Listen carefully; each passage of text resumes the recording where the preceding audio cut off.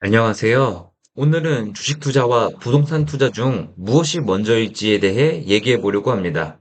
개인적인 의견이며 여러분의 청춘 사업에 도움이 됐으면 좋겠습니다. 결론부터 말씀드릴게요. 저는 주식 투자를 먼저 하라고 말씀드리고 싶습니다. 야, 이 멍청아. 부동산은 특히 한국에서 아파트는 투자 상품이기도 하면서 실거주가 가능한 상품이다. 부동산 불패시나 모르냐? 의식주 중에서 집도 없는 주제에 무슨 주식이냐 하실 분들도 많으실 거라고 생각합니다. 한국에서 내 집이 없는 분들도 엄청 많습니다. 그럼 이분들이 전부 길에서 자나요? 산에서 나무랑 풀 엮어다가 집 짓고 사나요? 동굴에서 짐승과 벌레들을 피해서 살고 있나요? 아니에요. 전부 콘크리트로 지어진 튼튼한 건물에서 잘 살고 있어요. 문제는 집을 가진 사람도 가지지 못한 사람도 전부 주거비에 많은 돈을 쓰고 있어요. 그래서 아무리 일을 해도 먹고 살기가 팍팍합니다. 저도 월급의 3분의 1은 주택담보대출 상환을 하고 있습니다. 매달 4일 원리금 상환하는 날은 저에게 생리통입니다. 한 달마다 찾아오는데 앞으로 37년 남았습니다. 집이 있으면 세금도 자꾸 내라고 합니다. 자동차 유지비는 돈 모으는데 방해가 된다고 하면서 집을 유지하는 비용은 공짜라고 생각이 드시나요? 그리고 사회초년생이 5년간 빡세게 1억쯤 모은다고 해서 좋은 입지에 좋은 아파트를 살 수는 없습니다. 갈아타기를 하면서 올라가야 한다고 하는데요. 이게 점점 더 어려워지고 있습니다. 대출 받기도 어렵게 정책이 바뀌고 세금은 더 많이 걷어가는 쪽으로 정책이 바뀌고 있고 다주택자를 포기하고 똘똘한 한 채로 모이다 보니까 어느 정도 위치에서 퀀텀 점프하지 않는 이상 한 단계씩 밟고 올라가는 게 현실은 말처럼 쉽지 않습니다. 집보다는 주식을 먼저 해야 하는 이유를 말씀드렸고요. 여기까지 보셨다면 우선 좋아요 한번 눌러주세요. 감사합니다. 그럼 계속 이어나가 보겠습니다. 주식은 큰 목돈이 없더라도 소액으로도 투자가 가능합니다. 하지만 투자 원금이 너무 작으면 수익이 발생해도 결실이 달지 않을 수 있습니다. 오히려 300만 원이 아니라 3천만 원이었으면 이게 돈이 얼마야? 라고 할 수도 있어요. 그러니까 우리는 매달 월급을 아끼고 당장 가난해 보이도록 인생을 세팅해서 궁상 떨면서 살아야 해요. 몸이 고생 좀 하고 계속 투자금을 불려 나가야 합니다. 어떤 종목을 고를지, 어떤 ETF를 고를지는 뭐 각자의 선택에 맡길게요. 그런데 주식을 하시는 분들의 경험 중에 이런 게 있더라고요. 미장을 하면 세금을 내고 국장을 하면 원금을 낸다. 개인적으로는 공감하지 못하지만 많은 사람들에게서 나오는 말인 만큼 다 이유가 있다고 생각합니다. 그래도 국장이 최고다! 삼성전자 만세! 네, 저는 미국의 SCHD를 모아가고 있습니다. 여기서 구독자 형님들과 시청자 여러분들이 이놈 새끼 약 파는 거 보소. SCHD 주가도 안 오르고 배당은 쥐꼬리만큼인데 사회초년생이 그걸로 죽자 살자 모아봤자 언제 내 집 마련하냐? 30년 이상 돈만 모으다가 다 늙어 죽을 때 돼서 내 집 마련하라는 거냐? 하실 수도 있다고 생각하는데요. 아니요, 아니요. 조금만 더 들어주세요. 한국말은 끝까지 들어야 합니다. 제가 SCH를 모은다고 했지, 여러분이 어떤 방식으로 돈을 모을지는 여러분의 선택과 결정, 실천이 중요한 부분입니다. QQQ나 VOO 같은 걸로 모아가도 됩니다. 코인을 하셔도 되고, 해선이나 코인 선물 거래를 하셔도 되고, 뭐, 그건 여러분의 자유죠. 그런데 저는 이렇게 생각합니다. 자본가들이 장기 투자가 가능한 이유와 그로 인해 늘 돈을 따는 이유를요. 그들은 돈이 많습니다. 없는 돈 셈치고 묻어놓을 여유가 있어요. 반대로 우리는 돈이 없습니다. 벌어서 열심히 저축해봐야 별로 티도 안 나요. 최대한 열심히 투자를 하다 보니 급하게 돈이 나갈 일이 생기면 대응이 어렵습니다. 병원, 결혼, 출산, 육아, 경조사, 문화생활, 여행, 외식 등 다양한 곳에 돈 나갈 곳이 많은데 수중에 가진 돈은 부족하니 급하게 대출을 받아야 한다거나 갖고 있는 자산을 빨리 매각해서 대응해야 합니다. 그래서 빨리 주가가 올랐으면 싶고 떨어지면 돈을 더 잃을까 걱정돼서 오래 버티지 못합니다. 여기서 드는 생각은 QQQ나 VOO가 성장성이 좋고 주가가 잘 오르기는 하지만 하필 내가 잘 모아가다가 글로벌 경제 대공황이 찾아오고 계좌에 마이너스 50%가 찍혀 있는데 하필 또 그 타이밍에 여자친구가 결혼을 하자고 한다거나 갑자기 부모님이 아프신데 병원비나 간병비를 보탠다거나 하려면 야, 이거 진짜 쉽지 않습니다. 그래서 저는 현금 흐름을 만들어야 한다고 생각합니다. 배당주는 당장 주가가 떨어지더라도 정해진 시기에 정해진 배당금이 나옵니다. 월 100만 원의 현금 흐름만 만들어 놔도 진짜 사실 웬만한 일에 거의 다 대응이 가능합니다.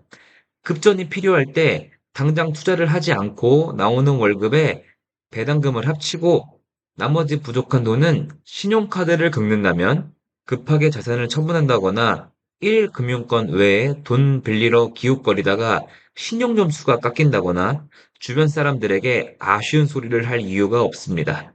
그리고 월 100만 원이 나온다면 선택지가 많아집니다. 계속 청약통장에 돈을 넣으면서 무주택 기간을 늘려가면서 가점을 늘릴 수 있습니다. 이걸 토대로 신축 아파트 분양을 받는 게 좋다고 생각합니다. 강남 도곡동에 사모아파트가 재건축되면서 레미안 레벤투스로 변경이 되는데요. 여기 분양받아보려 했다가 분양가 보고 충격받아서 저는 청약통장을 해지했습니다. 그냥 무주택자로 살면서 남의 집살이 하면서 열심히 돈 모으고 그러다가 어디 신축 아파트 분양을 노렸어야 했는데 돌이켜보면 조금 아쉽기도 합니다. 아니, 많이 아쉽습니다. 아무튼 저는 개인적으로 서울에 아무리 좋은 입지라고 해도 진짜 오래된 아파트들은 아니라고 봅니다. 가끔 시간 여유가 될 때 아내를 데리러 아내 직장에 가다 보면 음마 아파트를 지날 때가 있는데 저기 사람들이 돈이 없어서 재건축이 안 되는 걸까? 생각해 보곤 합니다. 저 입지에 저 낡은 아파트가 천지개벽을 해서 삐까뻔쩍하게 새 아파트가 되고 거기에 레미안 같은 1군 건설사 브랜드가 딱 박히면 얼마나 집값이 또 비싸질까요? 그리고 거기 집주인들은 또 재산이 불어나겠죠? 그럼 또 나머지 사람들은 포모니 뭐니 하면서 언론에서 부추기고 부동산으로 돈 버는 불로소득을 없애주겠다는 정치인이 나오고 거기 휩쓸려서 재건축, 재개발을 늦추거나 막거나 하는 거고, 사유재산을 공공재로 인식하는 나라와 국민 정서는 앞으로도 시간이 지나면서 계속 서울 아파트들은 낡아가는데 새 아파트를 짓기는 더 어려워질 것이라고 보고 있습니다. 서울 아파트 집 가진 사람보다 못 가진 사람들이 더 많으니까요.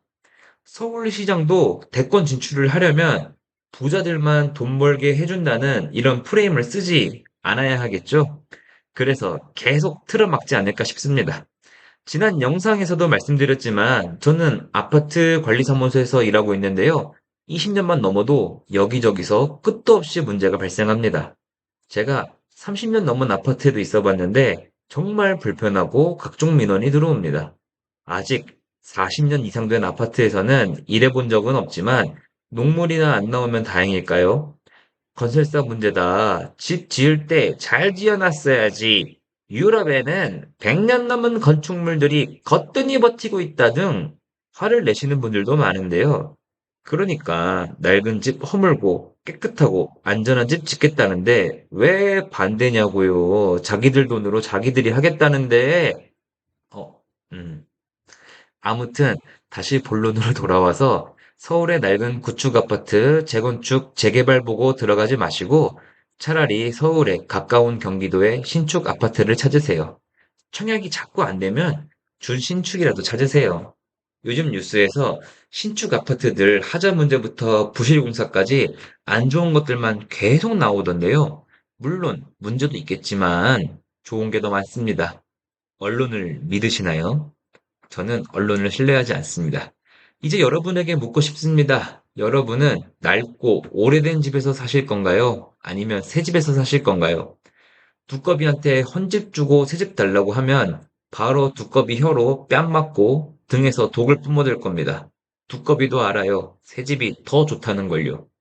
제가 지금 27년 차 아파트에 살고 있는데요. 지하 주차장에서 동으로 연결되는 입구가 없어서 차를 대고 계단을 걸어 올라와서 비를 쫄딱 맞고 집까지 들어와야 합니다. 지상에 주차 공간이 있어서 좋은 점도 있지만 아들이랑 손잡고 딱 걸어 나가는 순간부터 지상에서 차들이 바쁘게 움직이고 그래서 사고 날까 노심초사하고 관리소에서는 화단에 후면 주차해서 1층 세대에 매연이 들어간다. 식물들이 죽는다. 그러니 전면 주차해달라고 편말을 꽂아도 사람들은 전부 후면 주차를 하고 있어요. 그러다가 친구 집 이사했다고 해서 신축 아파트 갔거든요. 브랜드 대단지 아파트인데 단지 한 바퀴만 돌아도 와, 조경도 깔끔하고 단지 중앙에 막 씻는물도 졸졸 흐르고 있고 여기저기 운동 시설도 설치되어 있고 산책로부터 단지 중앙까지 도로는 말끔하게 정비되어 있어요. 이런 데서 아들이랑 같이 산책하면 정말 좋을 것 같다는 생각을 100번도 더 했어요.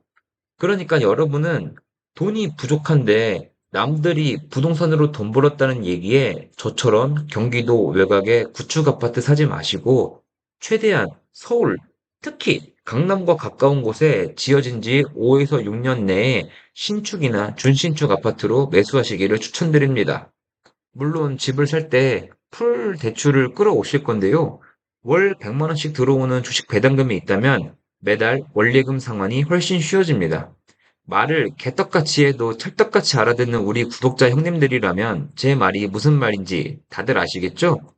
여기까지 제 영상을 시청해주신 형님들, 다른 영상 보러 가시기 전에 구독 한번 눌러주시면 감사하겠습니다. 여름 휴가를 쓰고 집에 앉아 있어서 그런 건지, 비가 와서 그런 건지, 더위가 한풀 꺾인 느낌인데요. 가을이 성큼 다가온 분위기가 느껴집니다.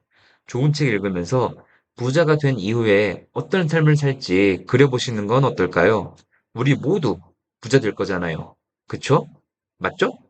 오늘도 시청해주셔서 감사합니다. 그럼 안녕!